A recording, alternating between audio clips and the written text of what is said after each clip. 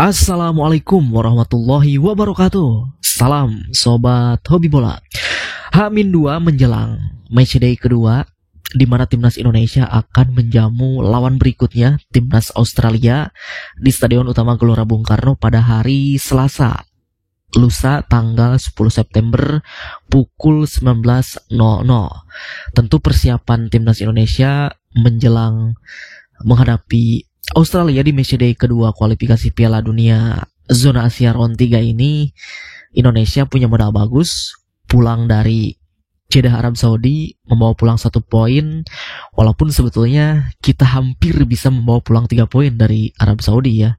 Tetapi dengan meraih 1 poin pun patut kita syukuri, melawan sekelas tim Arab Saudi yang notabene adalah langganan Piala Dunia ya. Dan lawan kita berikutnya pun sama halnya seperti Arab Saudi, negara yang juga langganan ikut Piala Dunia, yaitu Australia, yang secara ranking pun ini adalah di atas Arab Saudi. Nah, tetapi Australia ini datang ke Indonesia dengan modal yang tidak bagus ya. Mereka secara dikejutkan harus kehilangan poin, dan bahkan mereka harus merelakan kekalahan kepada tim tamu Bahrain ya. Ini justru di luar dugaan ya. Timnas Australia, sekelas timnas Australia yang memang mayoritas para pemainnya juga bermain di luar, di liga luar Australia, bermain abroad gitu. Tetapi melawan tim Bahrain justru mereka kesulitan, dan bahkan mereka kehilangan 1 pemain striker mereka yang mendapatkan kartu merah, dan di menit-menit akhir mereka kecolongan sehingga mereka harus mengakui keunggulan dari Bahrain dengan skor 1-0. Nah, maka dari itu Australia datang ke Indonesia justru dengan keadaan yang terluka, dan ini juga bisa dimanfaatkan oleh kita timnas Indonesia. Walaupun sebetulnya kita juga timnas Indonesia punya beban juga karena bermain di kandang sendiri di Gelora Bung Karno. Tentu pastinya ekspektasi para penonton pasti akan tinggi ya, melihat dari pertandingan pertama melawan Arab Saudi. Permainan Indonesia ini benar-benar sangat luar biasa, terutama di babak pertama. Begitupun juga nanti ketika saat melawan Australia, pasti ekspektasinya ya akan meningkat gitu, dengan melihat permainan Indonesia secara terus berkembang sekarang. Tetapi kalau dibandingkan dengan Australia, justru memang bebannya lebih berat daripada Australia, karena mereka juga untuk menutup matchday kedua ini atau pipa matchday di matchday kedua ini, mereka juga tidak akan membiarkan Indonesia membawa poin gitu ya. Pasti juga mereka ingin juga mendapatkan poin gitu. Apalagi Australia ini biasanya benar-benar tim yang selalu mendapatkan poin di laga-laga awal.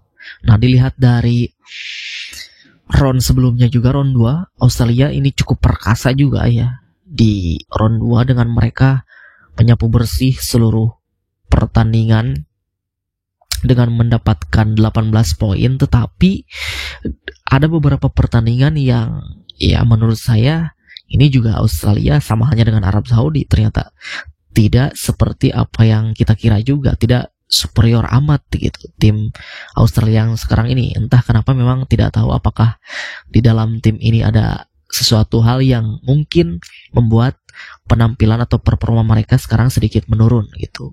Dan hasilnya di matchday pertama pun mereka harus mengakui keunggulan dari Bahrain ya. Belajar dari kekalahan Australia dari Bahrain, nah tentu ini ada beberapa hal yang mesti dipelajari juga dan bisa dimanfaatkan oleh kita, bahwa memang secara pertandingan Australia ini menguasai jalannya pertandingan, menguasai penguasaan bola jauh berbanding Bahrain, sekitar 70% berbanding 20%. Tetapi dalam penyelesaian akhir mereka selalu gagal dan selalu kalah cepat dibandingkan dengan para pemain Bahrain. Jadi ketika mereka mengurung pemain Bahrain juga mereka kebingungan dan hanya bermain crossing saja gitu. Crossing dari kiri, crossing dari kanan. Itu juga bisa dimanfaatkan atau bisa diamankan oleh para pemain bertahan Bahrain dan yang juga punya postur tubuh yang cukup tinggi juga ya, para pemain Bahrain ini. Nah, ketika para pemain Bahrain menyerang, lalu para pemain Bahrain ini gagal melakukan serangan, ketika Australia akan melakukan serangan balik, mereka justru kalah cepat dari pemain Bahrain sehingga kebingungan bola akan dialirkan kemana. Nah, itu mungkin bisa jadi juga dimanfaatkan oleh kita nanti, karena ya para pemain dari kita ini punya kecepatan ya, sayap-sayap kita, pemain winger kita seperti Ragnar Oratmangun, Witan Sulaiman, juga Calvin Verdong nanti bisa dimanfaatkan untuk bisa memanfaatkan lebar lapangan nanti.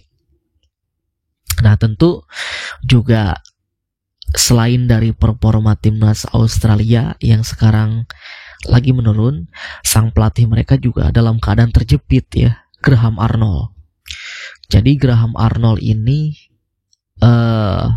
tentu punya beban yang lebih besar pasti dibandingkan dengan Sintayong ya, apalagi Sintayong yang sekarang semakin pede menjelang menghadapi Australia, sementara Graham Arnold ini banyak tuntutan dari fans Australia untuk segera dipecat gitu, karena menurut mereka Graham Arnold ini sudah banyak sekali atau sudah lama sekali diberikan kesempatan tetapi hasilnya ya begitu-begitu aja gitu.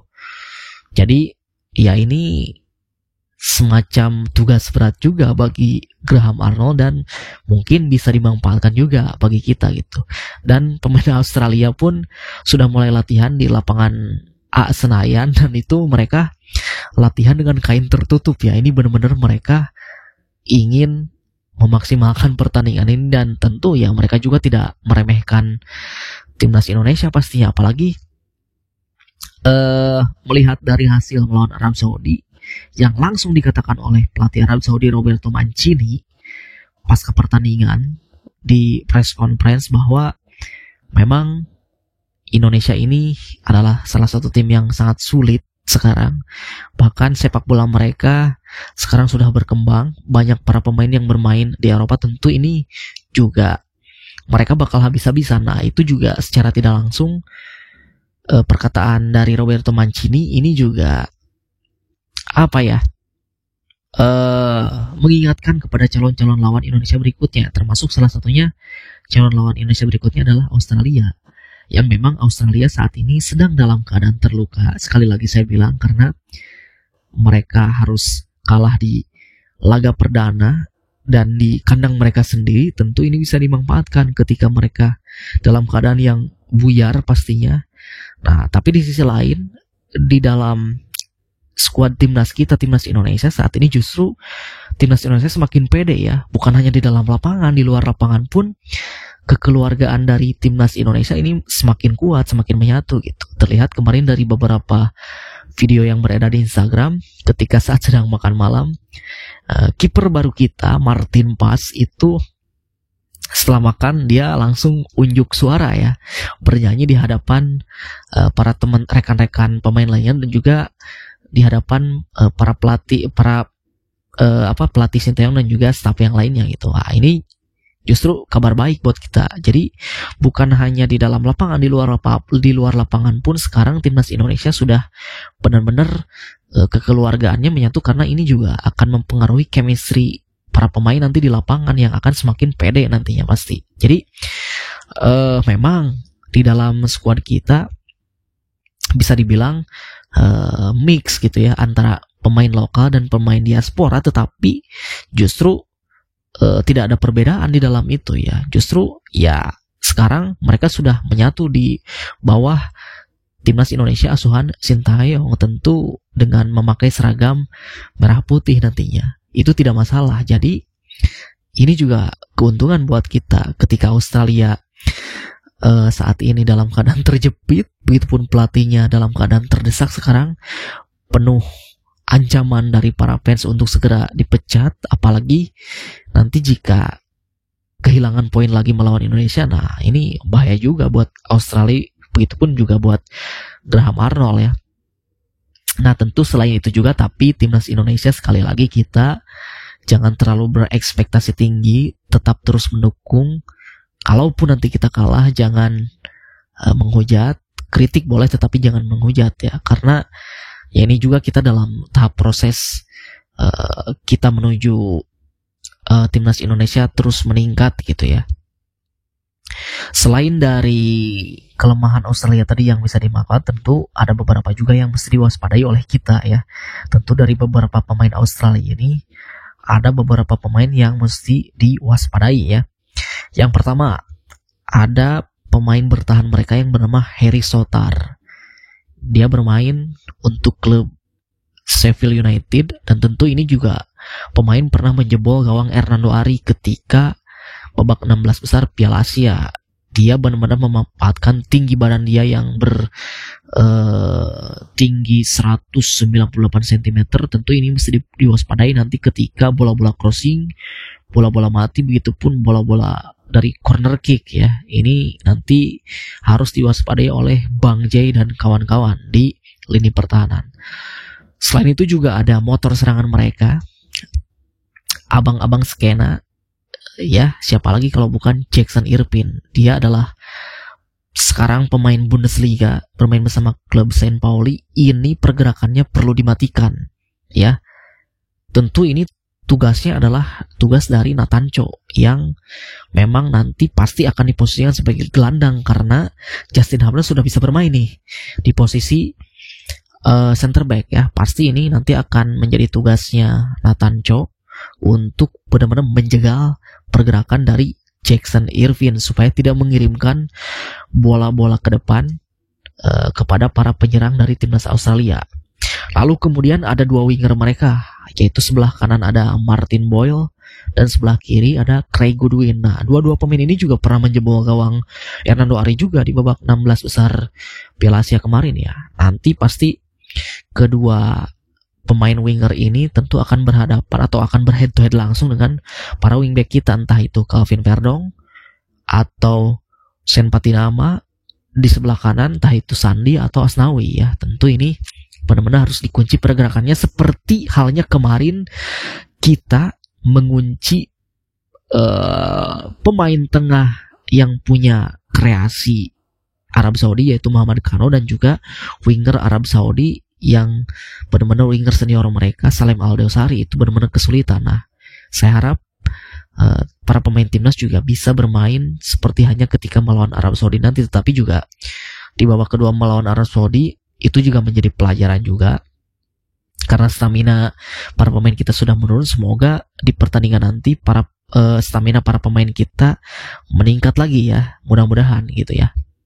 Kita tunggu nanti di hari Selasa, mudah-mudahan timnas Indonesia memberikan kembali hasil yang positif, minimal bisa mencuri 1 poin, ataupun mungkin ya bisa saja timnas Indonesia bisa menang di dalam keadaan Australia yang sekarang sedang tidak baik-baik saja gitu ya. Mudah-mudahan kita dukung terus, kita doakan semoga timnas Indonesia bisa benar-benar